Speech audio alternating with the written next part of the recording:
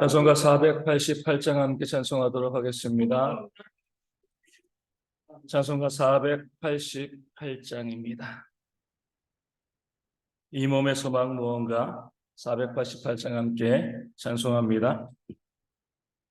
이 몸의 소망 무언가 우리 주 예수 뿐일세. 우리 주 예수밖에는 믿음이가 주 없도다. 주 나의 마음속에 계시니 그 위에 내가 서리라.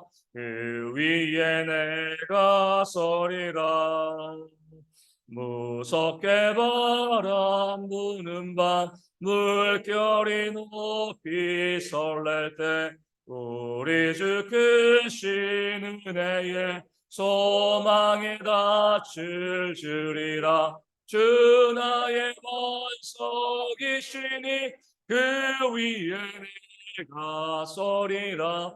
그 위에 내가 서리라.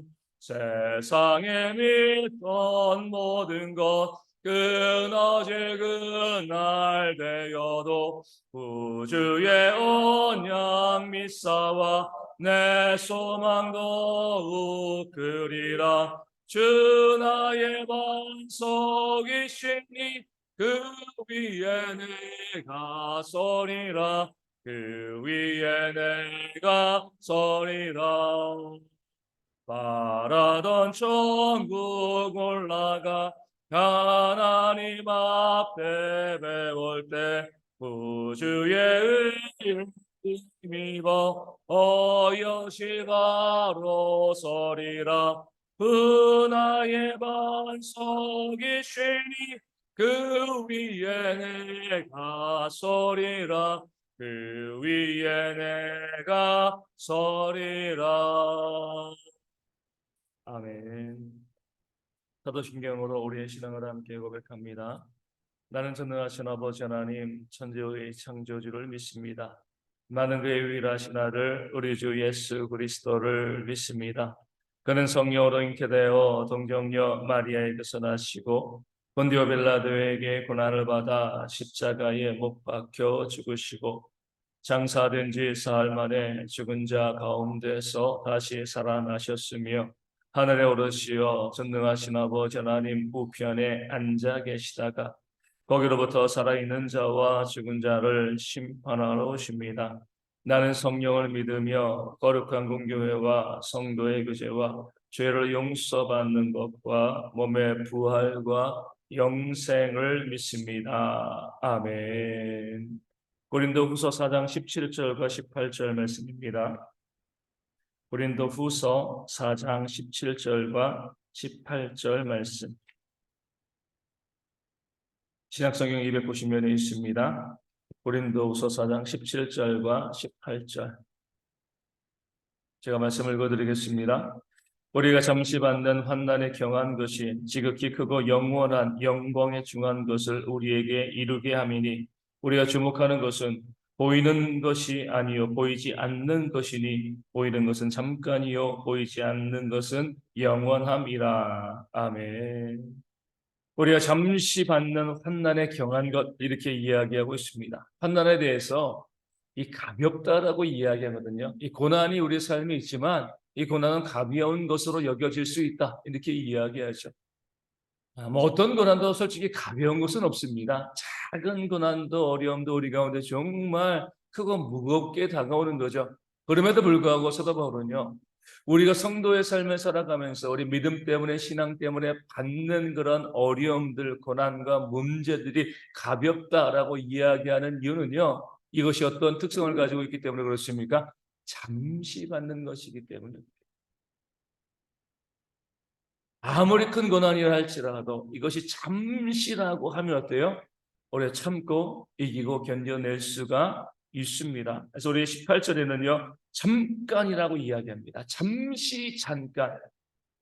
이 고난이 우리 눈에 보이는 고난이고 정말 이 개개의 고난을 살펴보면 힘들고 또 어렵고 무거운 정말 이 피하고 싶은 고난이지만 이것이 잠시이기 때문에 우리가 이 고난을 가벼운 것으로 여길 수 있다는 겁니다. 물론 이제 우리가 성도로 살아가면 우리가 살아가는 내내 우리가 이 고난을 받을 수도 있고 또 고난을 받는 것이 마땅합니다. 지금은요 100세 시대잖아요. 그렇죠?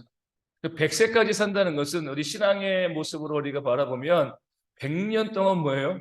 고난받는다는 겁니다. 100년 동안. 그러면 인생 긴데 그 100년 동안 고난이 내게 채워지면 얼마나 힘들까 이렇게 생각을 하죠.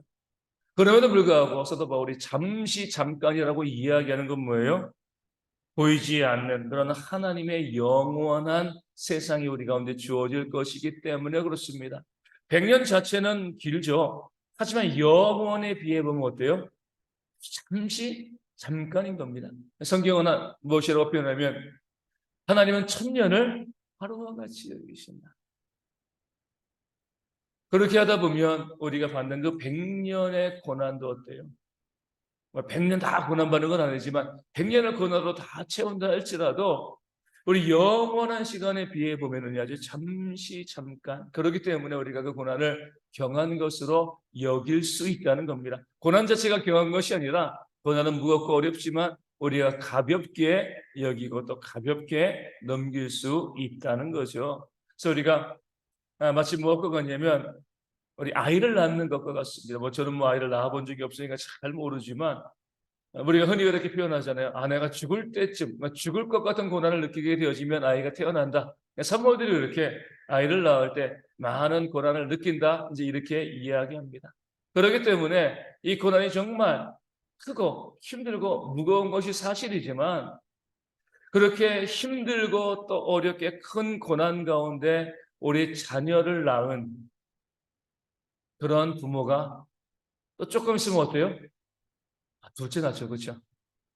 또 조금 있으면은요, 또 셋째도 낳고 얼마 전에 뉴스를 보니까 어떤 이제 육군 부사관이죠, 자녀를 9명 낳았대요. 그 아내가 물론 이제 남편은 우리 차지하고 아내가 이 아이를 낳을 때마다 이제 고통을 느끼는 거잖아요, 그렇죠?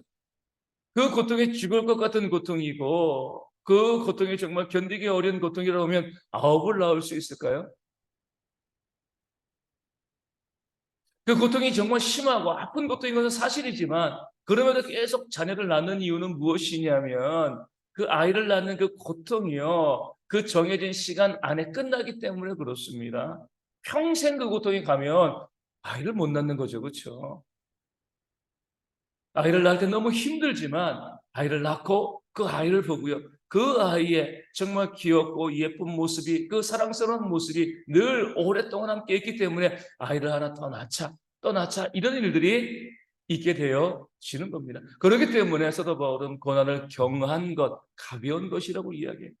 그 시간이 지나면 어때요? 끝나는 것이고 그 뒤에 주어질 정말 큰 하나님의 영원한 상급이 있기 때문에 그 고난을 가벼운 것으로 여길 수 있다는 거죠. 우리 학생들도 그러잖아요. 우리 지금 청소년 친구들 고등학교 시간 지나면서 참 힘들고 어렵게 또 이제 대학 가려고 또 준비하고 애쓰는 그런 모습이 있습니다.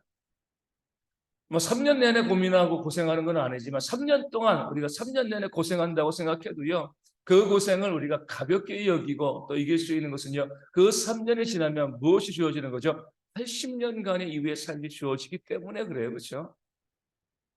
평생을 고등학교 3년처럼 그렇게 고생하고 살면 누가 견디겠습니까? 힘들고 어려운 것은 정말 사실이지만 끝이 있는 거잖아요. 그렇죠? 아니 3년만 참으면 그 3년 중에 어떻게 보면 1, 2년이죠. 그렇죠? 이 1, 2년만 내가 정말 놀고 싶은 거 참고 내가 하면 3년 뒤에 그리고 그 뒤에 내 인생이 좋은 모습으로 우리에게 다가올 것이다. 이런 기대가 있으니까 그 시간이 비록 길게 느껴지고 무겁게 느껴지면 가볍게 이겨낼 수가 있게 되어지는 겁니다. 남자들 같은 경우는 군에 가잖아요. 그렇죠? 요즘은 1년 6개월이에요. 우리 작년 5월 달에 우리 대한이 군대 갔는데 이제 곧 제대한다고 합니다. 순식간에 지나가는 거죠. 하지만 군에 있을 때 어때요? 힘들죠. 예전보다 많이 편해졌다고 하지만 힘들어요. 예전에도 군에서 힘들고 어려울 때 뭐라고 이야기했습니까? 아주 유명한 그런 말이 있죠. 국방부 시계는 거꾸로 걸어놔도 돌아간다는 거예요. 그렇죠?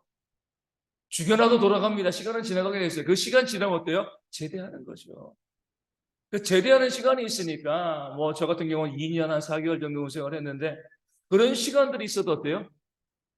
아, 그래, 내가 시간이 이제 곧 제대해. 지금 힘들고 어렵고 고난이 있지만 그 제대하고 나면 내 마음껏 살아갈 수 있어. 이것을 바라보게 되어지니까 그 고난의 시간을 견디고 이기고 또 가볍게 여길 수 있는 겁니다. 바울이 우리 가운데 이야기하는 거예요.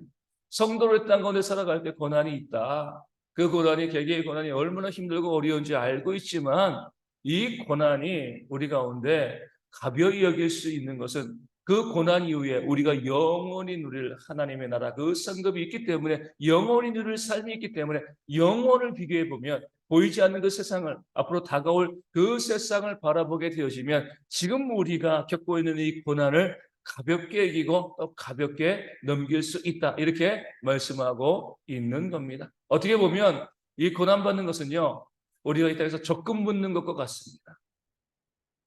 우리 좀 이 돈을 좀 모으고자 하는 사람은 좀 무리해서라도 적금을 넣잖아요. 그렇죠? 적금을 넣으면 어때요? 그만큼 경제적인 이 쪼달림이 있습니다. 돈을 은행에 집어넣는 거니까요. 적금 붙잡고 있는 사람들은 뭐 그 돈 가지고 내가 먹고 싶은 거 먹고 마음껏 살아가는데 나는 뭐 지금 월급의 반을 적금에 넣고 이렇게 하다 보면은요, 쓸 게 없는 거잖아요. 그렇죠? 하지만 왜 그런 고난과 어려움을 일부러 그렇게 경험하게 되어지는 거죠? 적금 타는 날이 있기 때문에 그래요. 적금 볼 때는 힘들고 어렵지만 그 기간이 지나고 나서 적금을 타면 목돈을 만지게 되는 거죠. 그것을 가지고 내가 할 수 있는 일, 뭐 집을 살 수도 있고 차를 살 수도 있고 내가 하고 싶은 그런 일들을 할 수 있기 때문에 지금 좀 쪼달리고 지금 힘들어도 내가 그 고난을 참고 또 견디면서 적금을 붓고 그 타는 날을 기대하는 겁니다. 우리 인생 성도들이 살아가는 것도 적금을 붓는 것과 마찬가지입니다. 이 땅에서 우리가 받는 고난이 뭐예요? 하나님 나라의 보화로 쌓이게 되어 있습니다. 영생의 선물로 쌓이게 되어 있는 거예요. 내가 비록 이 땅에서 성도로 살아가면서 믿음 때문에 내가 쓸 거 다 쓰지 못하고요, 어려운 이웃들에게 나눠주기도 하고 선한 일에 좋은 일에 내 물질을 쓰기도 하면 좀 고난받는 거죠. 이것도 고난입니다. 물질의 고난인 거예요. 얼마든지 내가 먹고 마시고 즐길 수 있는데 내 물질을 나누고 섬기고 또 귀한 일에 어려운 이웃에게 내 물질을 쓰는 것도 고난이지만 그렇게 쓸 수 있는 이유는요, 그 고난이요 하나님 나라의 상급으로 보화로 쌓이기 때문에 그렇습니다.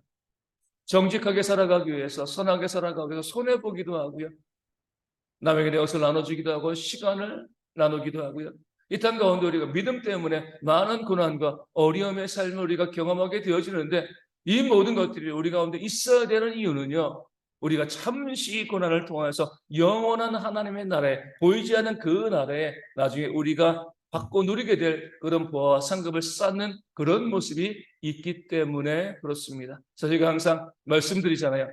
지금 우리 통장에 얼마가 있나요?